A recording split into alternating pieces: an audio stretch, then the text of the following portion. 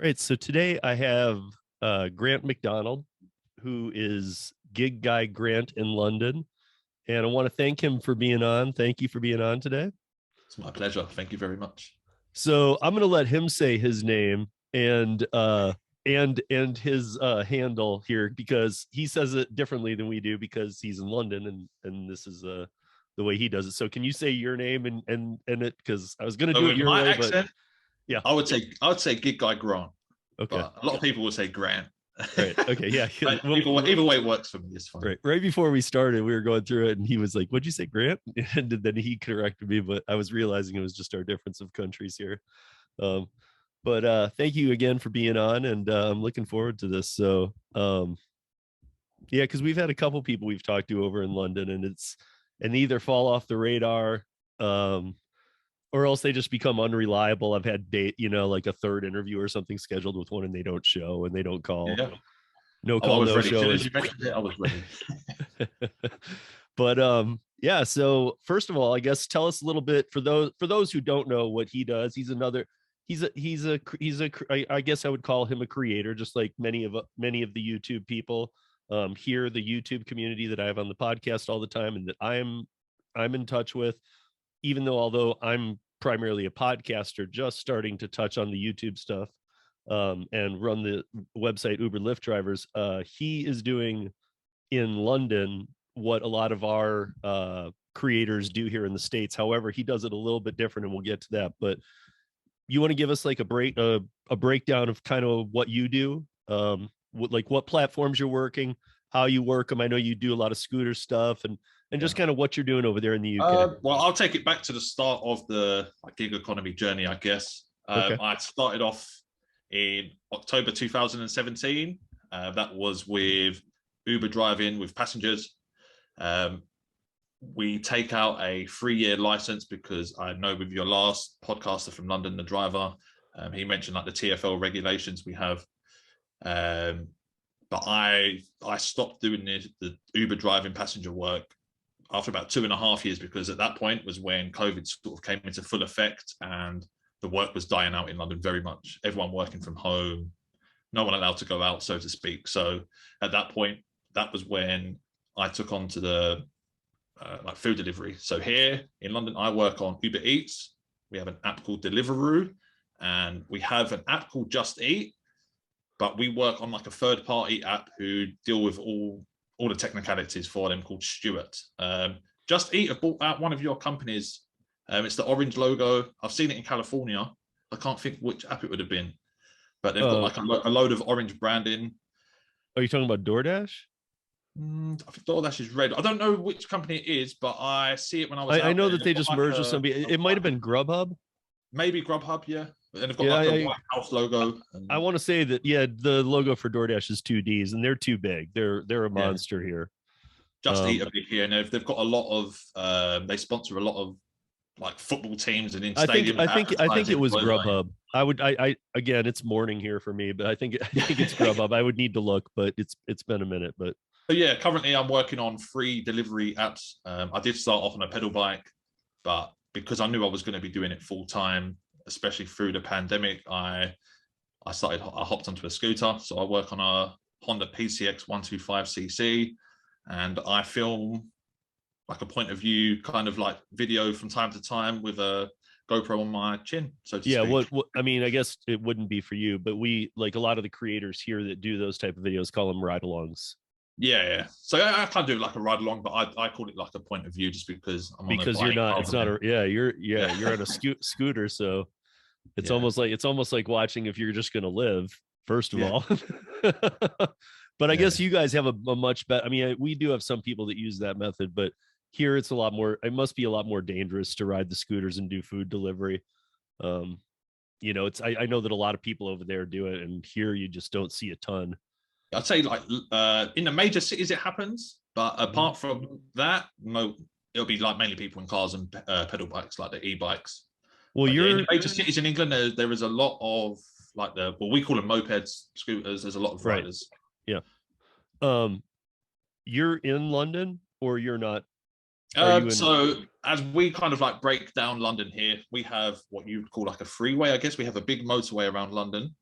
Right. So it's like a big circle, and then we kind of divide it into north and south as a general rule of thumb. But then it also goes into like west, east, northwest, southeast, and all of this. So I'm kind of like what you'd class as the far end of northeast. So I'm kind of like, I'm classed as like London, but I'm almost out of London, if that makes sense. So yeah, well, I mean, like here in Denver, we have 800,000 people now. We've been growing pretty quick. So, I mean, we have bigger cities here in the US, but that's pretty big for considering if you go back 10 years, Denver was at like 500,000. You know, we've grown tremendously. But we have Denver, and then we have like Aurora, Littleton, Parker, all these other little cities that are adjacent in touch, but they're not that little of cities. And really, everybody calls the whole thing Denver. Yeah, but really, yeah, the way like our place, like the way our cities are broken down compared to like in America is completely different. Like, we don't have like a downtown and all of these kind of things. So I live in a town called Dagenham, which is in like the east side of London. Essentially, people might know it as. Right. Yeah. So you're working full time in the gig economy. Yep. Were you doing it through the pandemic? The food delivery side of things. I stopped the driving in the pandemic. Right. The main but reason you were still only doing the food delivery. You don't have another job. This is your full time. So I started the gig economy stuff because I do a fair bit of like photography. In the pandemic as well, that died down. I had like a little unit rental space where I was doing some work, some photo shoots in like portrait work, and that completely got wiped out. So in the meantime, that's why I started to do the videos, just to do something creative with my time while I was working. So yeah, good idea. And now that's worked for you too. So and now it's picked up. Yeah. I don't know what the word would be. I don't know. It's kind of. I think people love watching these ride along videos. I mean, they really, I thought for a while, I'm like, I always see trends. I've been doing uberlyftdrivers.com, the website for news, for 5 years. And now since scooters and all this other stuff and whatnot, and pretty much since the pandemic, a lot of creators just blew up here and really were spending tons of time on their stuff. So it was like little fads were happening, and I really thought the ride-alongs were cool, but I didn't know that that you could make as many as possible, and people were going to keep watching them. People just kept watching and watching. I mean, really, like not just you. I mean, I'm talking about everybody that does them. It's crazy. Like you could just do a ride-along, never have made a video on YouTube, and you're probably going to get a bunch of hits. Yeah. Well, when I started the Uber driving in London back in 2017, I made a website called UberInLondon.com, I think it may have been, and I sort of documented like the sign-up process. I documented some earnings for a little while because I wanted to do the video, but I just kind of didn't have like the confidence for it, and so I ended up getting rid of the website in the end because it didn't really pick up that much traction. It was just like a WordPress blog site, and I took the plunge to do it when the pandemic hit and I couldn't do my photography. I thought now's the time. So it's gone okay so far. So no complaints. I mean, do you have like a Bitly link or a what do you call it, link tree? Yeah, I've got a link tree. Yeah, so it'd be so something where you can find all your different socials anyway. Yeah, for sure. Yeah. So like a landing page like that. Yeah. So you got to make sure to get me all that because I'm going to put it all in the show notes here. So. Thank you very much. Yeah.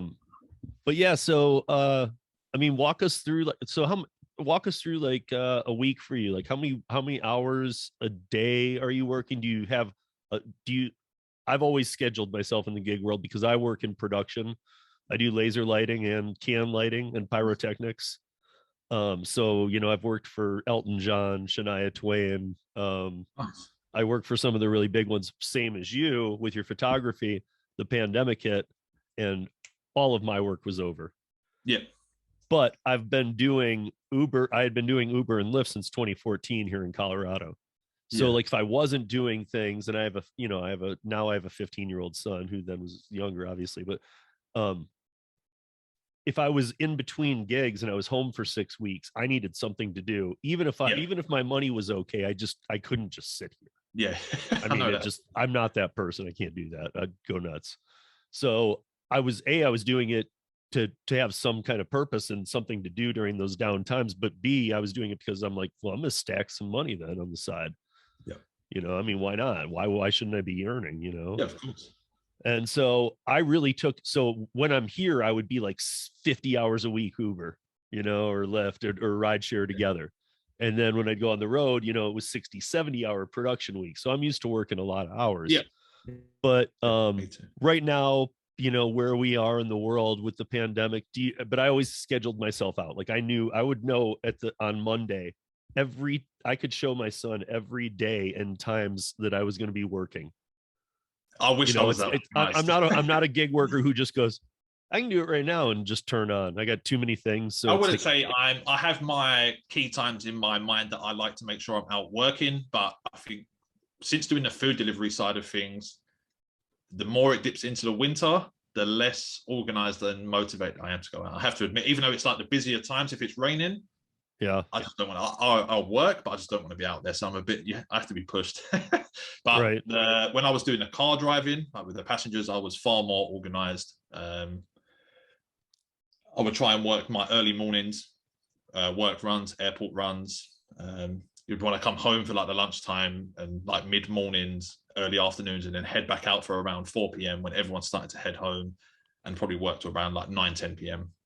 But then at the weekends, I'd probably go out at like 4 in the afternoon and then just work till say 3, 4 a.m. So just all the drunk people. So so in a given week though, if you were to take the last 2 weeks that you've worked, how many hours approximately you're putting in? Currently I'll probably say I'm working anywhere from 40 to 55 maybe. Okay. So my busiest days are Thursday to Sunday, and then Monday to Wednesday I will still try and get out in the evenings. From like without putting all your earnings on the table, can you give us an example to compare to our markets? Like what on your busiest day, how many hours are you making? Far more. I've had some of the people from America comment on my videos before, and they can't. So we don't have the tipping culture here that you do. I'm lucky to get 2 or 3 tips a day on a full day job, and on a full day, I could probably do anywhere from 25 to 35 trips, for example, like jobs, dropping off items and. But I'm lucky to get 2 to 3 tips. Even though these gig companies have a way of, I'm always careful with my wording here, I try to be, have a way of creatively manipulating the algorithms. Yeah. Is the best way I can say it in the nicest. They must pay you more as the base pay in the. Our base fare. So on UberEats, our base fare on a scooter, which is the lowest commission out of. So we have scooters have their own category, cars and e-bikes and pedal bikes. The scooters pay 20% in London. The pedal bikes pay 25% and the car drivers pay 30%. And my base fare for, like I say, a 1 mile drop off is £2.80. So that probably is about $3.50 maybe. Okay. So, and that's a trip that takes you, guesstimating how long is from receiving to dropping off? It just depends. That's very like restaurant dependent. So I know, but what I guess I was going for is like how you were mentioning, you don't have a downtown. Those create big problems for us here because that adds a ton of time finagling, trying to illegally park, figure out where you're going to stick your car in an alley to run in. If an order's ready, if I can go in and the order's ready, I can pick up, drop off like a base fare order within like 10 minutes. Okay. So, but then there are certain restaurants, obviously you get to know your restaurants in your area that you just either avoid or you're going to be waiting for a little while. So one of the apps that I mentioned, Stuart, I'm continuously on at those. We get the order sent to our phone at the same time that the restaurant gets it on their computer. So we'll get the order, accept it. I can drive to a restaurant, say 1 or 2 miles away, get there within like 5 minutes, get there, and they're saying it's going to be 15 minutes because they've just got the order. Whereas Uber and Deliveroo have their logistics set up far better. So you just got to get to know your area, which app works with which restaurant, and just know the field. But for cost of living where you are, for working 50, we'll call it hours a week, I mean, do you make a good living? It's been better than nothing in the pandemic. Well, and that's kind of what I'm getting at. I know people I'm in who the are doing process of signing back up. I'm waiting now for my license to be sent out from TFL so I can go back to the Uber driving in a car, because you do earn more. Even though the expenses are higher, it works out better overall. So speaking of that, I know that a lot of your stuff is delivery, and we'll hop back to that. But since you brought it up, do you want to explain, or can you explain what is, because I always stay on top of this stuff, and it's really crazy to me because we're pushing in a different direction here in the United States, that you guys, recently had changes in the way that you're paid, but we have a movement here, AB5, that's trying to make everybody a union. And I'm not sure how you guys feel about that over there. We're not, 85% of us are not fans of the unions. Yeah, I'm not either. Right. We don't want anything to do with it, because the first thing it takes away is flex. They can say it doesn't, but it does. It does. At some point it will do here. If they continue pushing, it's going to take away the flex here. So this is when I listened to your last podcast with the driver from London. And I mean, I'm not trying to I'm going to say I disagree with him somewhat, and I was just like, oh, I just. Well, that's why I'm asking you. So I'm asking on that perspective. I'm asking you for, so that's what I'm asking you, is your perspective on it. So because just so you know, to give a little history there too, Morad has a sometimes I'm not sure that the words he's saying are what he means to say.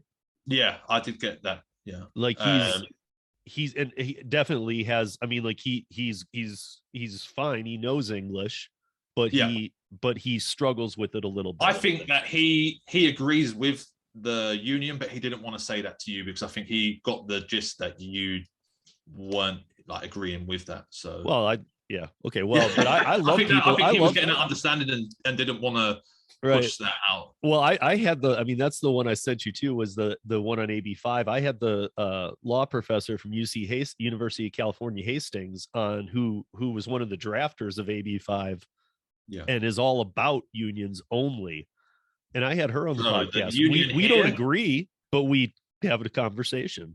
So another thing to do with, when I started in 2017, I think I'd been working for around about a year on the Uber platform, and I managed to get into a program called Uber Engage, where they selected a bunch of drivers from different areas of London, how the areas get broken down. And I was one of 5 that got chosen from the Northeast region, based on ratings and number of trips completed and so on.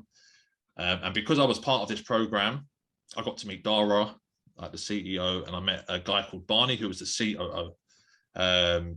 I'd been put on an Uber flyer at one point. I'd gone to roundtables and all sorts. And because of this, the guys from the union that Morad was talking about, and you've played clips of, Yassine and James, I think it is.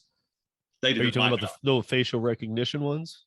Or so you see where they was talking, the people that have been pushing Uber to call, and you played some clips in your yes. So there's 2 guys that are high up in that union called James. Oh, and right. You're talking about what over? Okay, I know what you're talking about. They basically said that I wasn't a driver for Uber because you guys had some kind of new status, right? Like a worker class. Yeah. So I haven't been on the platform as an active driver since then. Yeah, but back in 2018, because I was part of this program as a driver, the union guys didn't like me because I was against taking Uber to court. I wanted to stay as a self-employed driver. I wanted flexibility. That's it. So because I didn't agree with their narrative, they said I was an Uber worker. I'm not a driver. And so here's, I need to ask you this, because here in the United States, when California passed AB5, this part you might not be familiar with, then Uber, DoorDash, Instacart, and maybe Lyft, they put in $200 million to fight AB5 with a Proposition 22 that would, I've heard Prop 22 come up, right, that would exempt app-based on-demand gig workers from AB5. So like anesthesiologists and other people who had been exempted, because they had to exempt everybody that they could. I mean, even writers of papers could only do 20 articles a week under AB5 without being an employee, or a year. I mean, if you were a writer for the New York Times and the Miami Herald, you could do 20 articles a year total. I mean, that means you have to quit. You can't Yeah, make of a course. living Yeah. on that. So they were exempting everybody. But when they got to Prop 22, it did pass, and it passed overwhelmingly. It almost passed by 3 million votes in California. But when AB 5 went down, it was the same kind of press coverage that you guys had about that worker Yeah. classification. So my question is, was like here or like in California, I'm in Colorado, but like in California, was it 85% or anywhere near there that didn't want that? Well, most drivers I've spoken to, they don't want it. They want to stay what we call That's what I mean. self-employed. Yeah. They want the flexibility. So even before the apps came in, we still had like pre-booked what we call a mini cabs. So this trade has been going on for years here, and it's always been self-employed. That's just how it works, kind of thing. And these like new age app drivers are now coming in on the same trade and trying to completely change how things work. And people just don't want that. But because the people in the union have pushed for it, it looks like everybody wants it, and that got taken to court. So right. Well, that's kind of what I'm getting at. That's what happened yeah. here too, was that, we're talking about 15% of the gig economy workers in California wanted AB 5 at most. Some say 13, 12%. I couldn't put a percentage on it, but right, most but drivers putting it nicely is 15%, because every study, every poll, how the voting went, just everything has shown us that it is at least 85% are working. First of all, are working less than 25 hours or less a week on the platforms, and need the flexibility. Yeah, those are the two things. And so that that's 85% drivers, wants to stay what we call independent contractors. Yeah. I don't know if you guys have a different term, but same. Yeah, well, we call it self-employed, but some people would call it like as the definition being an independent contractor. Sure. Right. So, only the 15% wanted it, yet it passed as a law. Governor Newsom of California, Assemblywoman Gonzalez out of San Diego, they really pushed this. And I'm thinking, how do you get it to pass when 85% of the people don't want it? And then, then they put Prop 22 to a vote on the November 3rd ballot. And even people not in the gig economy voted no on that. Yeah. Because they saw all the bads of, no, we're not letting the unions in here to, because here's basically AB 5s. I don't know what's going on there, why it started necessarily, but it wasn't like the guys who were taking the issue to court over there. I don't know if this is this kind of the same case, but what they did here was they had people who wanted to take things to court, but really it was the unions had lost all of the taxi money. All of the cab companies were going under because of these rideshare companies, and they were looking for any way. And so at one point the union said, hey, what do we do? And why are we fighting this? Let's go after the rideshare drivers and take their money. Well, this started off as it gets put out there by drivers who were kicked off the platform. Essentially, that's how it ever first started out, and they've built up a following ever since. I would call it brainwashing, but I don't want to get too political. No, yeah, and I mean I appreciate that. We don't like getting political. I find it very interesting when 15% at most want something, it becomes a law without anybody even voting on it. It just becomes a law. I think the craziest thing about it is that these drivers push for it is we have another app here. They're a very large company. They're slightly different to how Uber will work and the other driving apps here, but they're called Addison Lee. But you can sign up to them with the same TFL license, and you can still be classed as self-employed, but you can work your shifts and you can get your benefits. And I think you can even go as what we call PAYE, and so you can have all of the employee benefits. So if that's what you want, why don't you go and sign up to them instead? It's like you want all the benefits that you can get from Uber in terms of flexibility, earnings, and whatever else, but then you still want the other side of the employee benefits. So you want the self-employed benefits and the PAYE benefits, and you're trying to force that onto everybody. Right. It's just not fair, I don't think. But so what you were just explaining, is there a way to skirt tail that and become and stay how you wanted on the Uber platform by going that route? It hasn't gone far enough yet where they're forcing at the moment, from what I'm aware, they haven't taken the flexibility away yet, but they've put in workers' rights for you get paid. I think it's like somewhere between like 12 and 14% extra per week for like holiday pay, which of course I'm not going to turn down. That sounds great, but I wouldn't have risked taking it to court and trying to risk losing the flexibility for it. Right. I mean, at some have, point too, with those kind of implementations, I don't care who thinks differently. They will start scaling back. It might not be necessarily flexibility out of the gate, but they will start scaling back how many people can be on the platform. Period. Yeah, 100%. I heard that in the last podcast, and I was just like smiling, agreeing. I mean, there's just no way. 100%. There's no way around it. I mean, I was saying that here when they passed AB5, I was like, if Proposition 22 doesn't pass, they're not just going to let all these million gig workers on the platform every day. You can't just sit at home. Along the lines of they're going to be paying, as long as you're accepting trips, you're going to get paid like a minimum hourly fare. But this is the problem. These are the same drivers who want to sit in what we like our main airport here, London Heathrow. They want to sit there for 2 to 3 hours and wait for a trip that could go 10, 15 miles. It's like, what? No. Man, I don't know. I don't know how it is there, but our we call it a staging lot here at Denver International, and Denver International is a monster airport. It's become one of the biggest in the country. So it can fit about 300 cars, right? Oh, that's the same. Yeah. So we have about 300 Lyft and Ubers. Area. Yeah. And it's gated and it's a little ways away, and you wait, you come in, you got your spot in line. And same thing. I mean, on certain days you could wait 3-4 hours. Yeah. And some of these guys get out and like play music and stretch. The thing's open 24 hours. There are like some broke down vans in the back where people live. I mean, it's just such a nightmare in there that, first of all, I would never wait more than 10 minutes.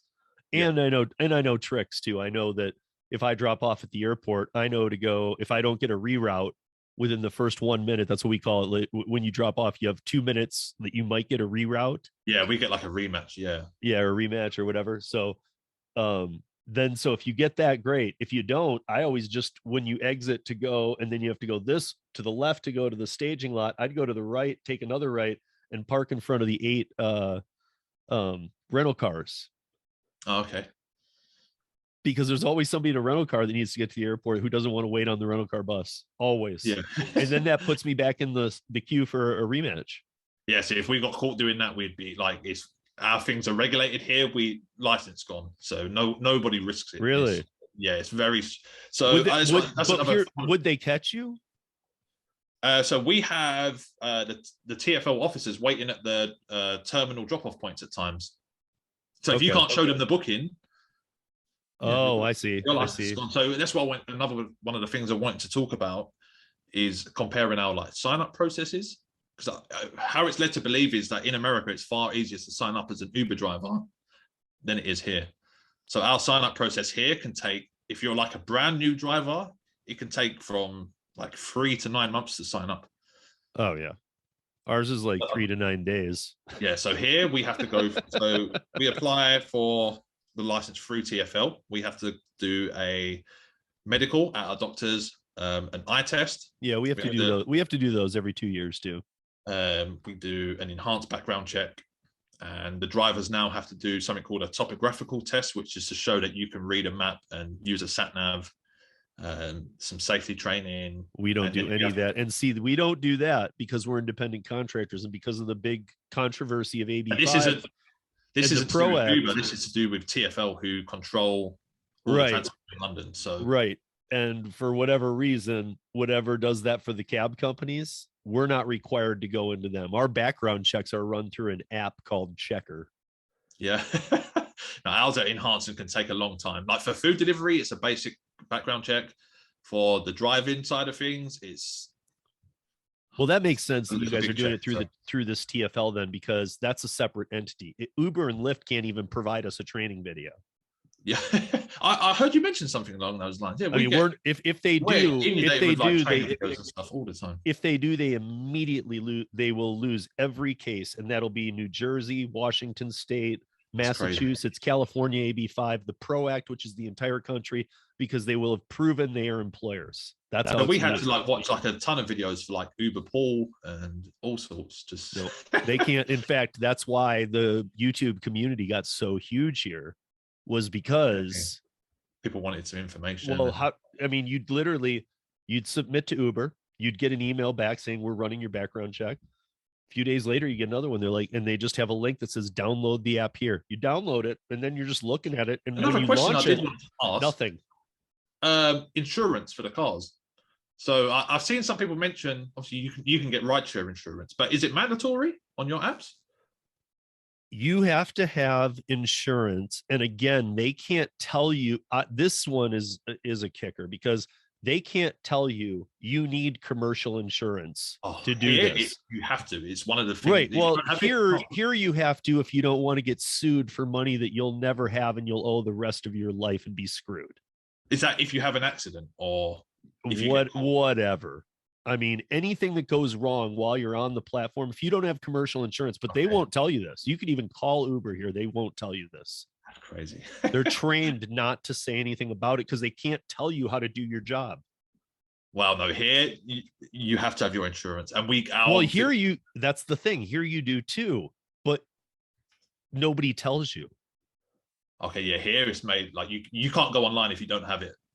Yeah, I mean, so people have insurance. If you don't have it, it's not a problem. Kind of not a problem, but if you don't have it, you can carry on. Here, if you don't have it and upload the insurance certificate, and it's not approved, you can't go online.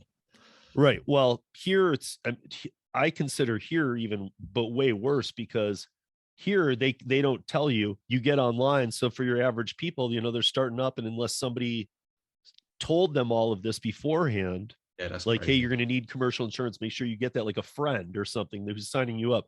But if you just have your insurance and you're like, okay, and Uber's telling you just turn the app on, you really like it's very not here.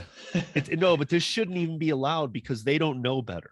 Yeah, they shouldn't. Yeah, that's and Uber's letting them turn on by just uploading that they have vehicle insurance. Oh, so ours goes through checks to make sure that it's what we call hire and reward insurance, which is probably the same as our commercial insurance. And we have to have that for the food delivery too, technically. Yep. So there's a lot of people in this country who work on bicycle accounts, but they work in their car or scooter. But right, lately I've been working a lot. I've been working a lot of my sponsors app, Curry.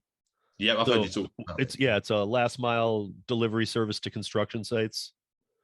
So it's a lot of that kind of stuff. So I like not having people and food in the car right now. It's kind of nice. Yeah. And the pay is unbelievable. But you have to have it for that too. Yeah. And I mean, again, now we're just talking about, like a couple things of paint or, some wrenches in your car. Again, and if you're moving anything, you got to have it here. You got to have commercial insurance. A lot of the last mile companies in London now are going cargo bikes and e-bikes. Oh, they're very big at the minute. I don't know if you've heard of it. It's again TFL. So as I said, London is a big circle. If you look at it on a map, and so we have like what we call London Underground, which is similar to a subway. I don't know if you have it in Colorado or not, but so we're broken down into zones. So Central London is zone 1, and then you've got zone 2, and we go out to zone 6. I'm zone 5 to give reference. Zone 1. They have what we call a congestion charge, which is a TFL tax, essentially. If you drive into this zone it was Monday to Friday, 7 a.m. till 6 p.m. And if you drove in there without a hybrid or an electric vehicle or a motorbike, you had to pay, I think it was like £12.50, which is about $15, say, for a give or take. So that was okay at first. That was like the first one they brought in.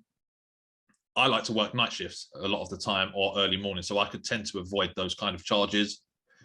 And then they expanded sorry about that. Why is this not doing this? No worries.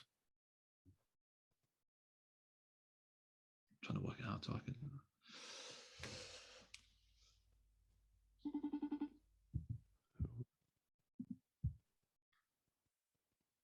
Okay.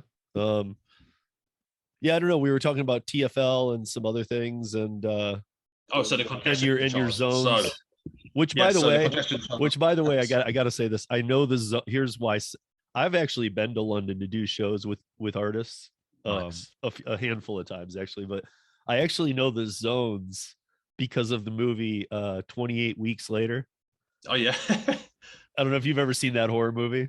I've heard of it. I've not seen it, but Well, so they're, I mean, it's apocalyptic yeah, London, and it's and they're having to like they're holding a map, and it's you were yeah, just talking about it. They're holding the 6 zones, so I was like yeah. imagining that part in the movie, so I can totally imagine it. It's kind of funny. So yeah, just to go through like the taxes we go through. Yeah, so they expanded the congestion charge from the 7 a.m. till 6 p.m. Monday, Friday. They changed it from that to Monday to Sunday, and it was 7 a.m. till 10 p.m. So that took like a big hit on my night shift work. But then they also brought in what we call, again, it's TFL, ultra low emission zone. So now our cars get broken down into stages of like Euro 6, Euro 5, 4, and so on. But Euro 6 being the newest. And for example, if you had a Euro 5 diesel or older, you would have to pay, I think it was £11.50 to drive into this zone. And if your petrol was a certain age, again, you pay this tax. But they've just expanded this from zone 1 now, the ultra low emission zone, out to zone 4. And that happened on the 25th of October, I think it was. So now a lot of people have been having to try and sell their cars. They're trying to get people to go electric, and it's just it's a bit chaotic in London at the moment. You pay it once a day? Yeah, well, if you go into those zones, yes, you can set up auto pay. You can So set up does Uber pay those fees? So from when I was working previously, if you have a passenger and you go into zone 1, they would add an extra £1, and there would also be like a clean air fee, which is pennies. It's not. So worth they the weren't paper. paying the whole amount, No, the passengers weren't. No. or Uber wasn't either. So you'd either try and avoid the trip going into that zone if you didn't want to go in there at all, or once you've been in there once, you hope that, well, it's not that you hope, but you're going to make a full day of this, and but again, you could claim it as an expense at some point later down the line. But I know, but money. like here, like we have airport fees, this, that, the other, and Uber removes those, Yeah. so it doesn't So we affect get our base pay. Yeah, so airport fees, if we drop off, well, it's usually the drop off was free. There was a couple of airports that were free, some that you had to pay, but now all of them are paid to drop off and paid to pick up, and the customer will be charged for that. So that's okay. Right. But, Same. Well, okay. So around all of Denver, how you were saying there's a big highway. We have a 470, highway 470 that goes all the way around. It's a toll road. Yeah. If you happen to use that toll road, they'll reimburse those fees. Yeah, so we don't have toll roads. We have. Well, I'm comparing the toll road to like what you were saying, moving into zones. Yeah, kind of essentially, yeah. But they can't charge a customer one or two, because again, Uber then trying to push you to get an electric vehicle or one that doesn't have any of these charges. So right, this is one of the things that Dara's been fighting, well, not fighting, but trying to push for and go green. And it's just like a big thing they have going on here at the moment. Well, of course, and we have there's the summit meetings and all this going on too, so it's just that time.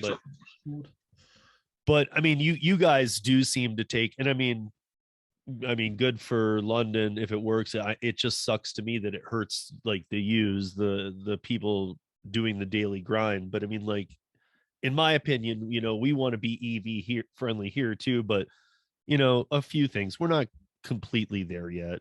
People aren't ready to all move over to EV cars, and we're not prepared for that. We don't have charging stations. Nothing's in place to do this. I can't charge my car at home. There's a pathway down to my house. I live in something called like a cul-de-sac.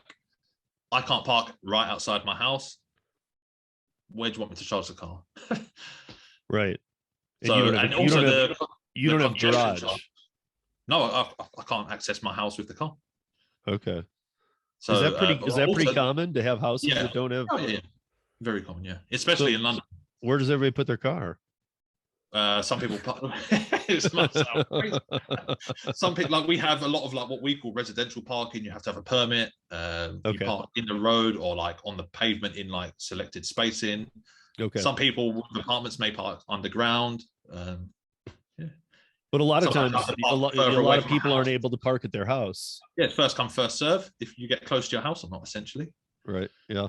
Some nights when it's raining, I've had to park like a 2-minute walk from my house.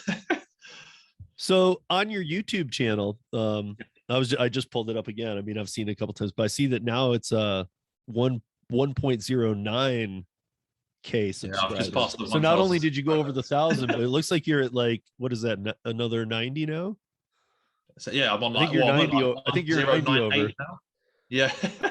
Yeah, well, as I was approaching the 1,000, a YouTuber here who I'm good friends with called London Eats, he has like 25,000 subscribers or something now. He posted on his community tab, and Joe Gig, I think he's Florida based, he posted as well, and it just jumped up like a 100, 200. Oh, so wow. they give it a little push at the end. So So very much so appreciated. so on your videos, you're using a pretty awesome camera. So GoPro Hero 8. I'm guessing this is part of your photography thing that you're doing. Well, I mean, more than most of our people do. I want to upgrade it, but yeah. Yeah. But okay, so it's a GoPro. Which GoPro is it? It's a Hero 8. Okay. But I mean, like, I'm watching it right now, and I mean, like, it's pretty clean video. I mean, No, it's not too bad. The thing, so I think one of the, especially in like London and Europe, quite a lot of people use GoPros to film. I don't want to get too technical, but we have like there's a load of different camera settings that you may have seen over the time. With the GoPro, you have to film in something called 60 frames per second. Essentially, if you don't want to use any filters on the front. I have 3 GoPros here. Yeah, so I'm a backcountry snowboarder, man. Yeah. That's why I live in. I'm from Michigan. That's why I live in Colorado for the last 20 years. I've been snowboarding for 30 basically years. So. YouTube destroy the typical GoPro footage, because if you upload to YouTube in 60 frames per second, they compress the video heavily to like 720p, right. 1080p at max, where you might film in 2.7 or 4K. Right. The viewers are not seeing that. So it's annoying. It's one of my pet hates with. Well, so one of my, okay, so this is kind of interesting then, since you have a background in this. One of my friends is Tremaine Hayhoe, who owns Hayhoe Studios in Los Angeles, which is a movie studio. It's an independent movie studio. And he made a movie called the Rideshare movie. And it's on YouTube, and it says in 4K. Yeah. How's that? What you say? It was filmed on a GoPro. No. But how is he getting 4K? Oh, but yeah, so you can upload to YouTube in 4K, but it has to be at like 24, 25, or 30 frames per second. Oh, I see. So you can film on a GoPro in those settings, but you have to use something called an ND filter, because otherwise it's going to be too bright at daytime. If you get like the manual settings and film how you're technically supposed to. Right. It's a lot. That's what I was just trying to get at, though. That was for my own curiosity, not for not for you listeners. That was for me. I get a second here from me. So I'm always welcome. If people ever want help with camera stuff, I always get people asking. Right. Well, I know I was just interested because I've done Avalanche 1, and I was supposed to do Avalanche 2 this last year, but COVID pushed me, and now I don't even know if I'll get in this year, next year at the latest. But I'm trying to get my search and rescue backcountry certification. Nice. I've been skiing once. I wanted to do snowboarding, but it ended up being skiing. But I went in Austria. Right. Very nice. I mean, part of living in Denver is that you can be up to Summit County in an hour. And I watched a documentary the other day. There's a 100-mile marathon in Leadville. Yep. Yeah, we have all kinds of that crazy stuff. We have people that run mules alongside of them. We have like the biggest one of those in the country, and huge rides. I mean, the Rockies are great. But one of the things I like about your videos too, and I actually have seen other comments on this too, is that it's just fun watching you go through the streets of London, man. Yeah. I mean, just because we don't live there, it's kind of cool to. I would like to do more, because as I said, I live further out of London and I just work in my local area. For me personally, for the food delivery, I don't feel it's beneficial to go into central London. It's just by the time I drive there and back, and for me, it's just not worth the time. And with the fees you said, I don't really see why. Well, on the scooter, I don't have to pay the fees. Oh, okay. But it's when I get back to doing the Uber driving, I will be in central London the majority of the time. But because it's so heavily regulated, have to be careful how you do the filming. I can't have no passengers on camera. You can't hear them. Right. So it's going to be earning videos, but I'm going to show some footage of driving around London in. Just so you know, without written permission from the passenger here in the United States, you can't show them either. Okay. And everybody does. Oh no, So, here it's so GDPR and stuff. basically what a lot of that stuff is doing is breaking the law. Yeah, And a yeah. lot of those people have had their channels shut down. Some of those people have been prosecuted. Down. Yeah. Okay. So it's not a lot of what you're seeing, especially like if you just Google search or YouTube search it, and you're seeing a lot of those older ones too. Those aren't allowed, and those have all been ripped down, and then they get reposted by other people or whatever. And Yeah. so they keep turning up, but they're not. You're not supposed. We're not supposed to be doing that. We Yeah, never were. I mean, I probably wouldn't like it as a passenger if I was put on a video without permission. And I mean, there so, was a person in Vegas who was doing 10-hour. This was about 3 years ago. Was doing 10-hour live feeds from his, like live from his ride, of whatever happened, no matter how yeah, bad it got. So it went way beyond bad rating kind of thing. Like there was some yeah. serious stuff going down, and this guy got prosecuted. He actually got sent to jail. Wow. He didn't just have fines and get his account shut down. He actually had to go to jail because there See, was another thing that I think is kind of different here. So I've got a video on the channel. I met up with another YouTuber called Wilsa, who's LA based and works in downtown LA, and I went out doing some food deliveries with him. Here, I'll knock on a customer's door and pass them the food. I done that to one of his customers. I knocked on the door and was waiting. He was like, "No, you just put it on the doormat and walk away." And I'm like, "What?" Here, Yeah. I pass the food. I put a big blur over the screen so you can't see the customer or anything. If they're on the camera, kind of thing. I try and hide the camera, but yeah, here it's crazy how different things work. Yeah, So it similar, is. but so different at times. It is. And yeah, I mean that's part of the fun of having you on, is that you're giving us such a different view of like what things are like, and we're going through so much craziness with the gig economy that we all know that unless we all want to accept a union type status or a pro act or AB5 type status, which none of us do, we all know that there's some regulations coming down the tube. Well, I However, dare say I'm going to be. however, we should be, that's just something that shouldn't shock you, in my opinion. It shouldn't shock you that there's some regulations coming. Of course, everything's regulated. They just haven't done it yet with us, but we should all expect it. I mean, an example to the listeners is, listen to what Grant's saying here today, is that they've already had regulations in place forever with the TFL. I mean, they weren't even allowed to start until that was done. I mean, Uber here was just allowed to go, "Hey, we're going to let people drive their cars and pick up strangers and take them wherever." Is that cool? And the governments are like, "Well, you're going to give us a bunch of money, right?" And they're like, "Yeah." And then they're like, "Well, then it's cool." So even here, even furthermore, with like the regulation side of things, we get from TFL, we get a badge. We have to be wearing that. So it has like an ID number on, photograph, hologram, all of that stuff. And if you get pulled over by one of the compliance officers at like a check-in point and you're not wearing it, license can be revoked. Yeah, and I'm sure that you've seen all the news here where drunk people get into the wrong cars. Yeah. And we end up taking them too, and then some get killed, some get raped, some kill or rape the driver. We get a lot of that kind of problem. And so there's an example, I would think, and I might be wrong, but where having that is a major advantage, because you ever have like pins that you have to put in to make sure you tried have the right... everything. We've tried this, that we tried a campaign called Say My Name. That thing blew up backwards. We tried that you had to like check the license plate and verify it with a check. We've tried that, and then there was a warning about when you get in, make sure the child locks aren't on the door.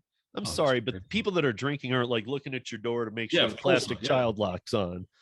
So the things we've tried here are just, to me, every time they launch one, I'm just like, that's dumber than the last one. Like, what are you even doing? Because like what you're talking about's the way to go. It's kind of a proof, like, hey, this is me. If somebody was drunk, there's been a lot of accusations thrown here about a lot of like Uber drivers and so on. Especially you get a lot of like backlash from the taxi drivers here. The taxi trade in London is very strong, has been for years. Yeah, they dislike Uber. But the thing, one of the things I say I disagree with is Uber takes all of the heat, but we have a bunch of other apps. So we have like Ola, Bolt, Free Now. You don't hear anything about those apps. It's always Uber because they're the biggest. That's. Do you use Maximo? I'm not sure. I don't know what that is. Man, I'm gonna turn you onto a gold mine right now. Yeah. So our friend Gary Middleton, Middleton Technologies in Florida. Yep. He has 3 apps. He has a thing called Flex Alert. He has the DUH, which is the driver utility hub, and he has Maximo. And Maximo allows you to set all, and he has it set, and it works for Ola. It works for Bolt. He has it working for all the companies where you are. He's worldwide. Yeah. The only country he's not in is China. Right. But I mean, oddly, he's everywhere else. He's anywhere else that rideshare of any platform exists, he's there. And what you do is you set all of the parameters you want. I only want trips that pay this much. I only want trips that are going this many miles. I only want this. And it will only show you those. Wow. Okay. He has a free version for Maximo, and then he has a $5 a month version. I mean, everybody here uses $5 a month it. is nothing. Yeah. Wow, that's crazy. I mean, there's another one, Maestro, too, but they went through there was some shadiness in the company and it kind of fell apart. And then another guy bought it during the pandemic, and it's just never been the same. But Gary's been around since 2014. Is that similar to that Para app? I think I've heard a lot of like the Americans talking about Para. That's me.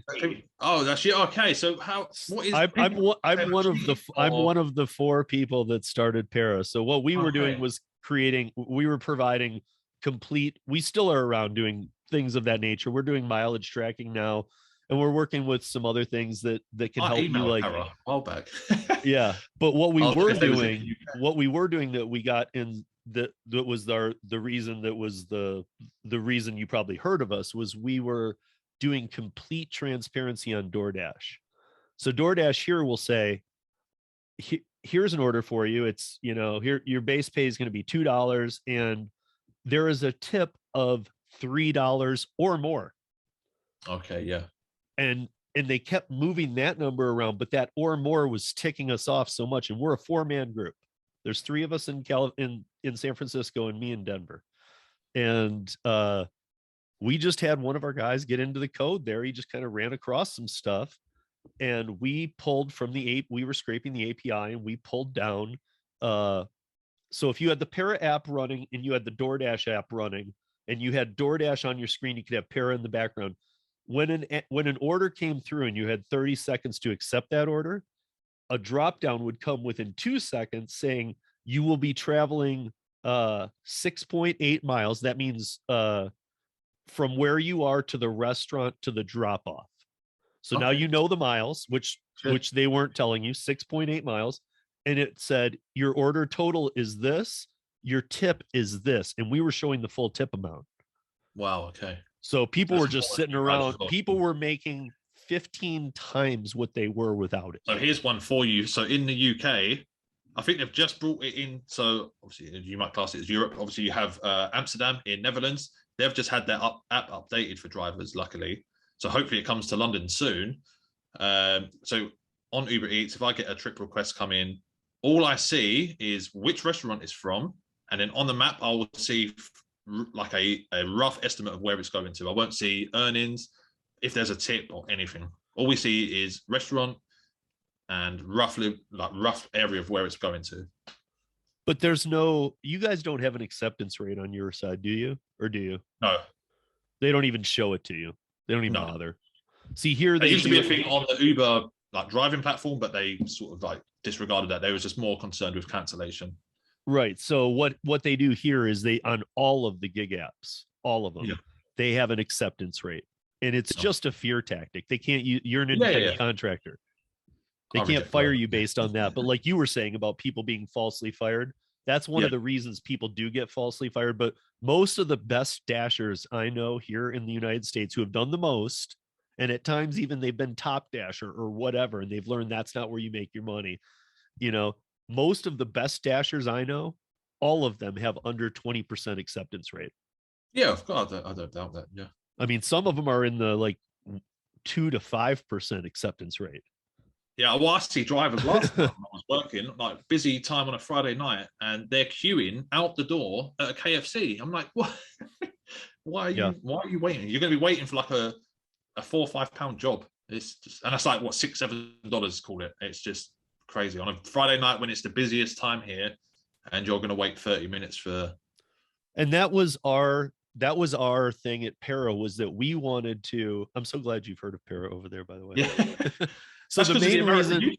the main reason that Para got some legs, though, really was that we were showing this full transparency, and that was not our only thing. We're working on so many things right now. We're working with I know you don't have Instacart, but you might have something like it over there where people shop for your groceries and whatnot.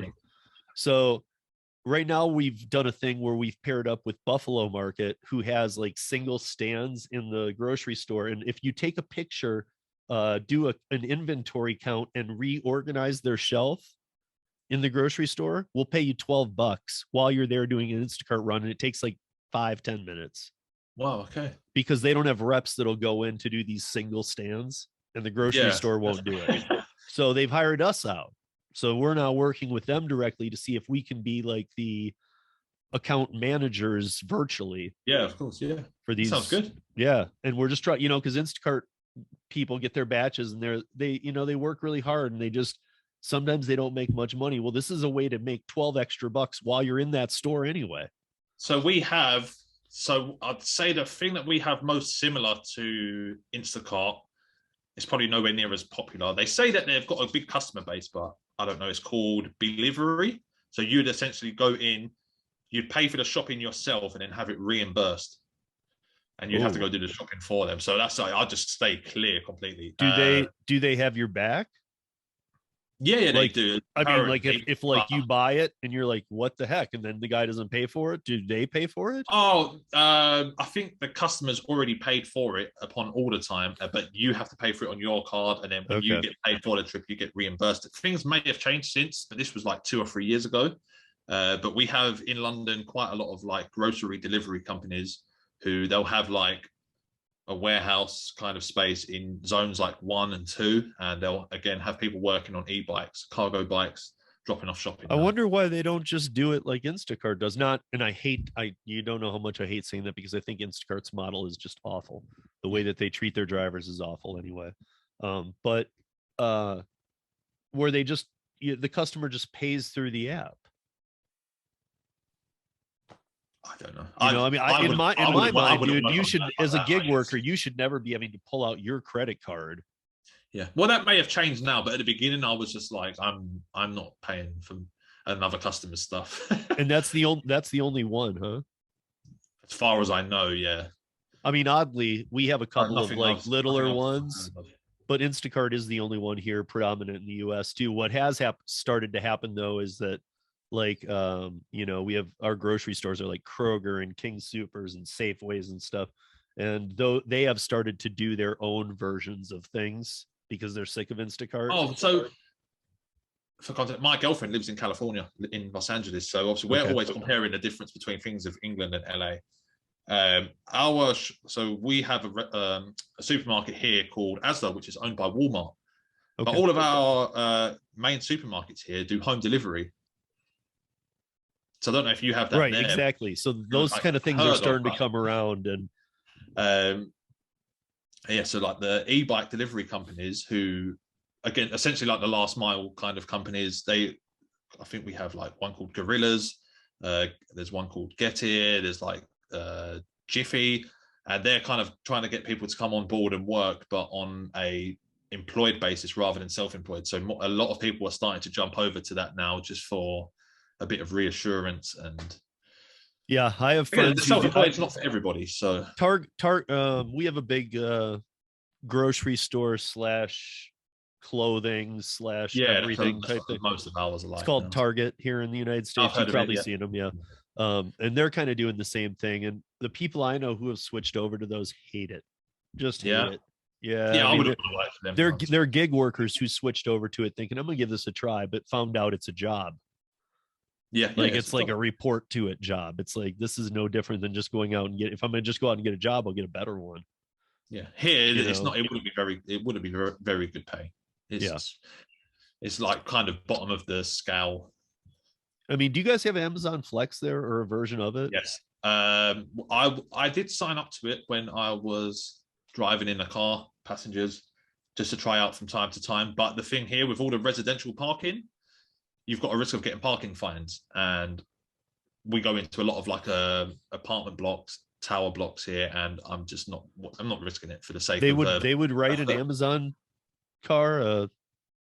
Well, we wouldn't. We can't put like logo branding on and stuff. Oh, so. okay. You can't put anything on it. Okay. Yeah, the parking wardens here won't care. Okay. If you're parked illegally, you're getting a ticket. Me, it's just the risk versus reward is not high enough. Right. Yeah.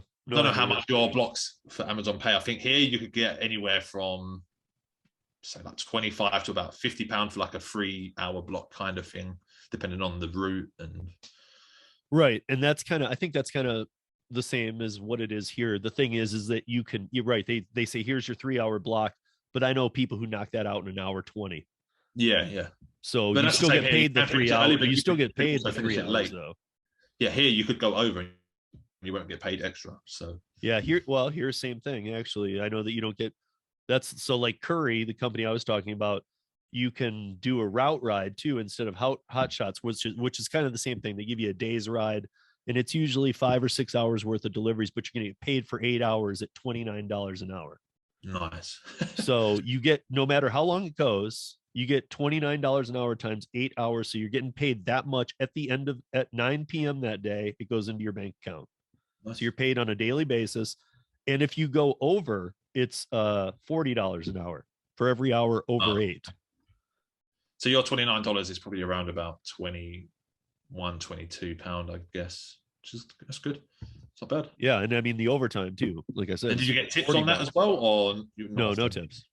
You didn't say it's like construction. But on the route ride, you're driving a 26-foot box truck, and it's not your vehicle. Okay. So it's not your gas. It's not your vehicle. Yeah, nice. I mean, so it makes it really nice. Yeah. Oh, so our well, we call it petrol. We don't call it gas here, but our prices are high compared to yours for sure. I know at the minute California has some very high pricing, but I think what California's highest points are at the moment are like $7 a gallon is like our normal everyday pricing here. So your normal price during the pandemic? We don't price. So we don't fill up and price it as in gallons. We like if I was to ask somebody how much petrol is at the moment, we'd say, for example, it's £1.47 a litre. And I think there's like 3.4 litres in a US gallon, something along those lines. So I've seen some of the gas prices all over America, and I'm just like, I need. But is that so? Even what you're seeing though in California, that's even high for California. First of all, the 789 you saw is a very remote town. Like California is running high; it's running close to $5.50–6 a gallon in like San Francisco and LA. Yeah. So let's use the cities. That we pay around 40% more than an average price in California, like when it's around about $5. Even pre-pandemic. Yeah. That's just. I mean, that's just. It's gone up slightly. I think pre-pandemic it was probably around about 135, and at the minute it's gone up to about 144. It does fluctuate. It depends on. Okay, but not a lot. See, that's what I'm saying. We've seen, since January, since the Biden administration, and this isn't getting political. I'm just being honest, and this is something that, whether you're a Democrat or Republican here in the United States, I don't get political on here on my views, but. Bottom line, we all know it's a fact that when Democrats are in office, gas prices go up. So yes. That's kind of part of it too, is, we shut down the pipelines. It's very heavily taxed here.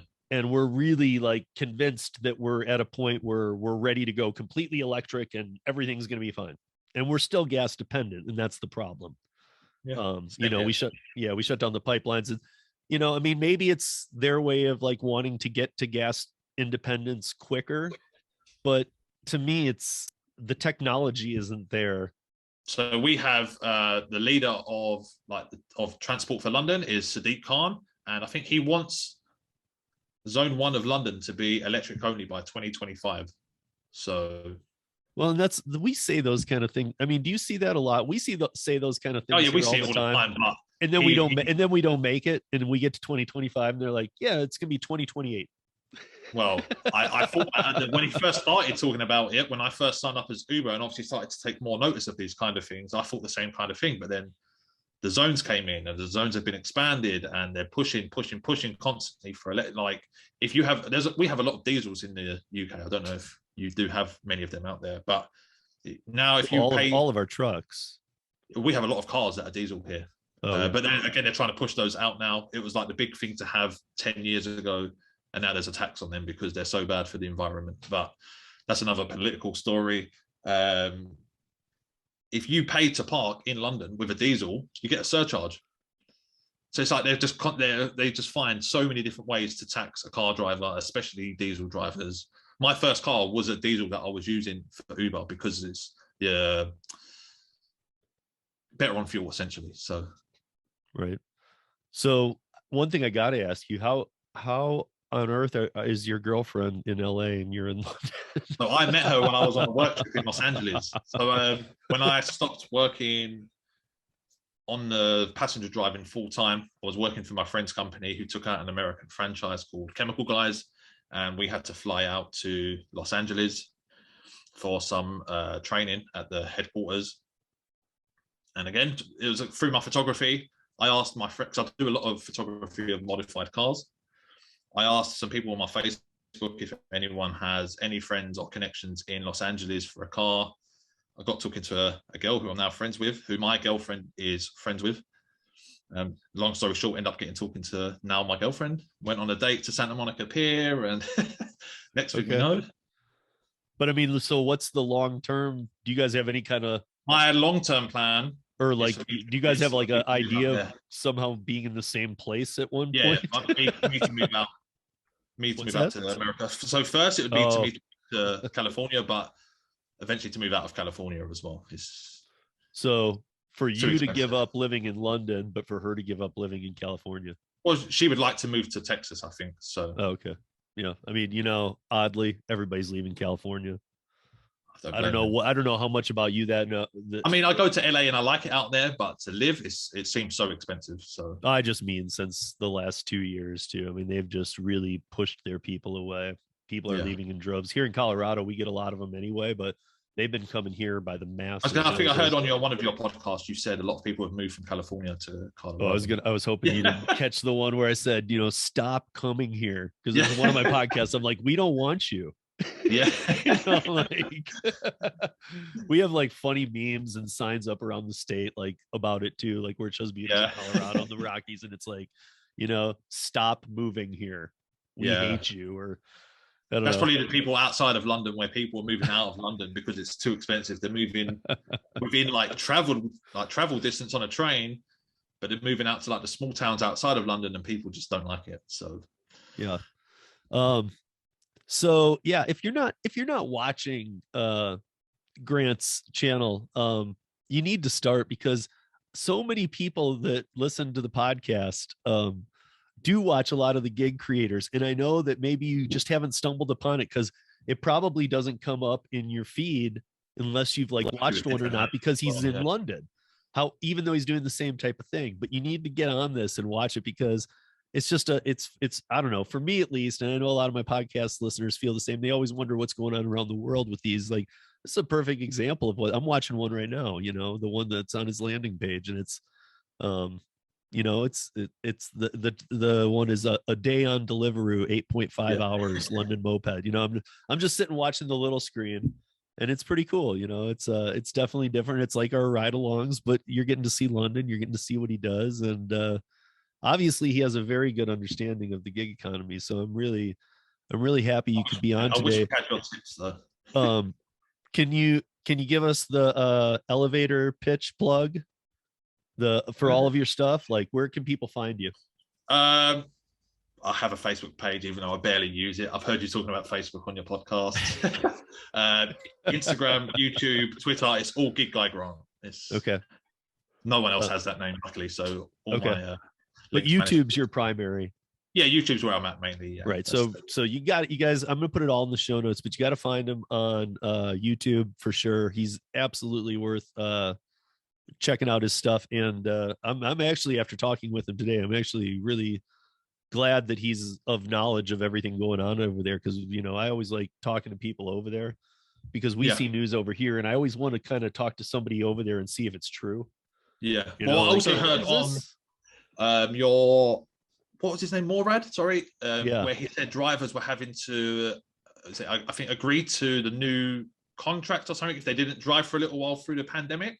right. I have to admit, when I first heard it, I was a bit like, that sounds crazy. That can't be real. But I've received emails constantly from Uber at the minute about come back as a driver, get these rates. And at the bottom of one of the emails, it says that you may have to agree to new terms. I was like, well, okay. I think the So new terms were the facial recognition, which is yeah, failing. so again, that was another thing I heard you talking about. And again, I don't want it to sound political. I'm a white male, so obviously you said it's the No, women and people I of mean, minorities who having the issue. So it's easy for me to say, I guess. But if you know you're having problems, possibly with the facial recognition, and it's you're relying on this work to pay your bills, don't risk a computer doing it. yeah. So when you see that screen come up, it says you can either have a human verification, but it takes 5 to 10 minutes, or you can have an instant one through the computer system, which you were saying was Microsoft.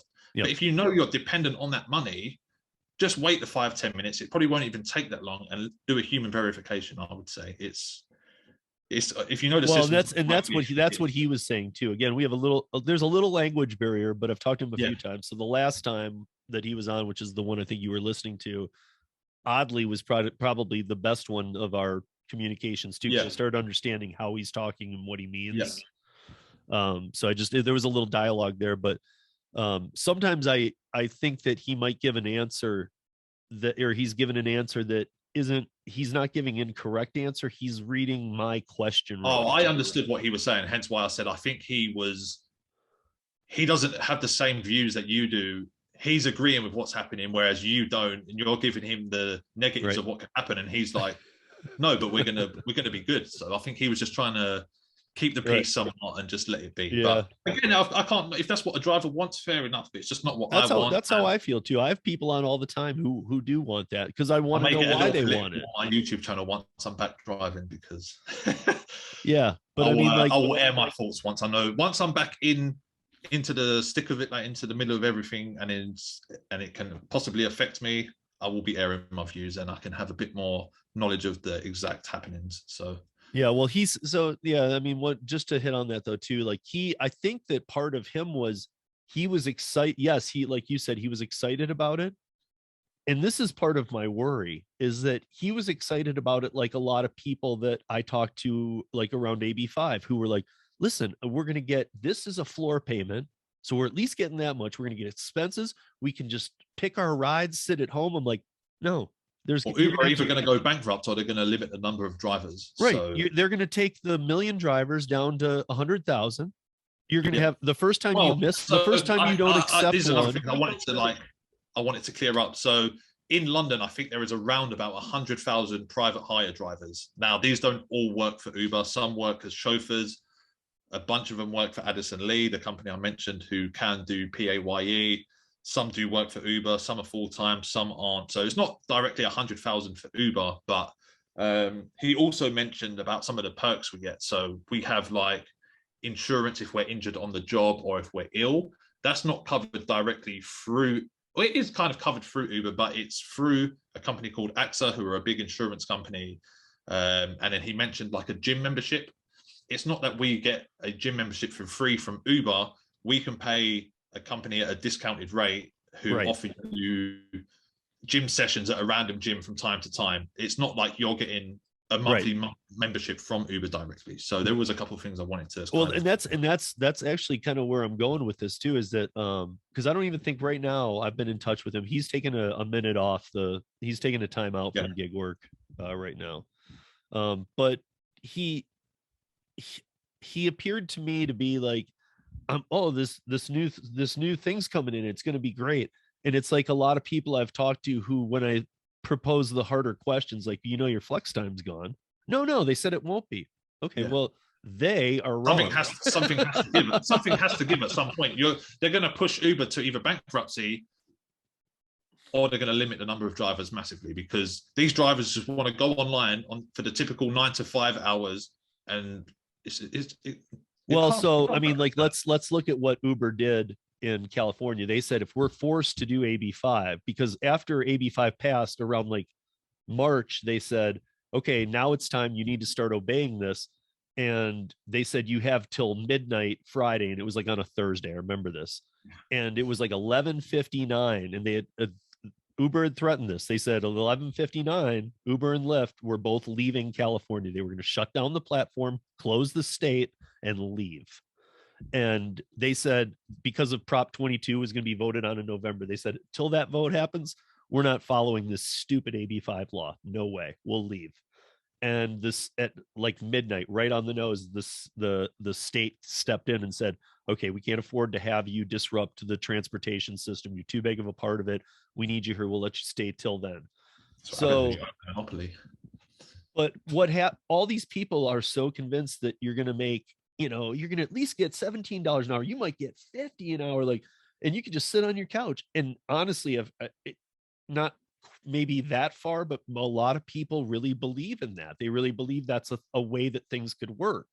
No. And I'm not dissing on anybody, but I think Morad might have fallen into that zone where he hadn't really been through a union or had a full understanding of it, and he was just psyched on their pitch. That's what I said about the brainwashing earlier. I've seen it all. I had to leave like I was like part of the Facebook groups and stuff before, and it's just right. Not for me. That's what I'm gonna say. That's what I think happens though with a lot of people. Like it. Fair play to Morad if that's what he likes, but it sounds like you and I have the same. It sounds like you and I have the exact same feeling of it. Like, gosh, guys, I mean, you don't even have to study it. Just take it home and think about it. Does this make sense to you that they're going to be able? I like to be able to go on work in the morning or go work a night shift if I want. I don't want Uber to tell me when I can work. Or I think one of the things they was looking at before, as I said, I was part of the Uber Engage. This whole court process has been going on for years, so they would ask us for feedback.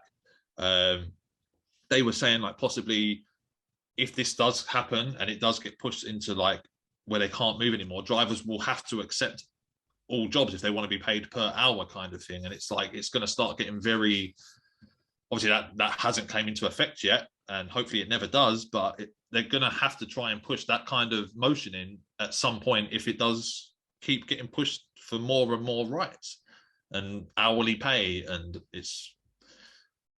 there's far better paying hourly jobs out there. That's all I can think of. If I was being paid hourly, I don't know if you listened to any of the podcasts where I said that, but many on top of each other, I was saying every time we brought this up, I was like, listen, if you want minimum wage and health benefits, and that's your big goal, walk out the door, turn to the left or right, walk a block and get a job. You'll start tonight. Yeah, 100%. Right now we have nobody in the workforce. And they're paying better than ever. So if you want an hourly rate, a schedule, a boss, and health benefits, walk out the door and walk a block. You'll get a job. And unlike other times in the world, you'll be hired immediately. You might start that night. Yeah. Yeah. In London, if you want like a low-end scale paying job kind of thing, you can do warehouse work and be PAYE and have all the benefits within days. Like you can go work for Amazon and earn hire the minimum wage and be hired the same day if you wanted, almost. Right. I mean, I feel like those people are fighting for something that's already there. They just don't want to do the job. Like they're like, yeah, but I don't want to work a job. I'm like, well, what do you think it's going to be? Well, this is it under a union. And they've said, well, we'll be able to do what we want. We already know for a fact that Uber specifically was looking that if they did stay in California, they were going to move to the franchise model. So they were going to take like a city, like let's say Sacramento, because that was their study one. Yeah. And they were going to break it into like 15 areas.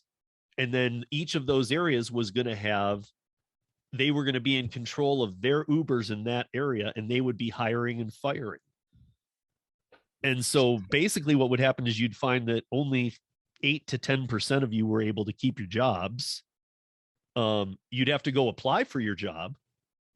So this job that you've been maybe doing at Uber for 5 years doesn't mean you have it. Now you have to go apply for it. Apply for it, yeah.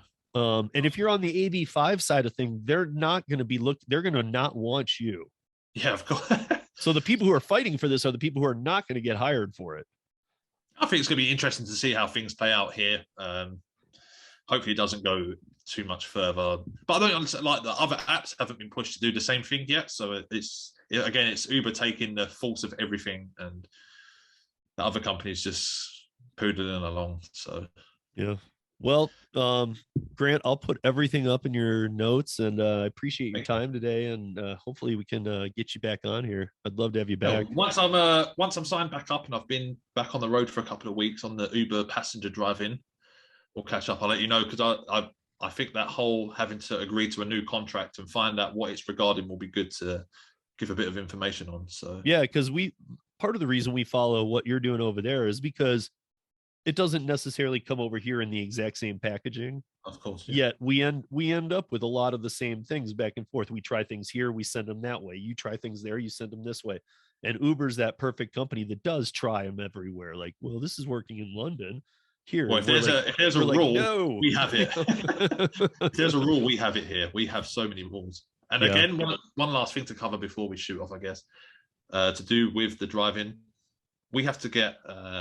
So I think you may call it like a smog test, possibly. So we have to get that every year on a normal car.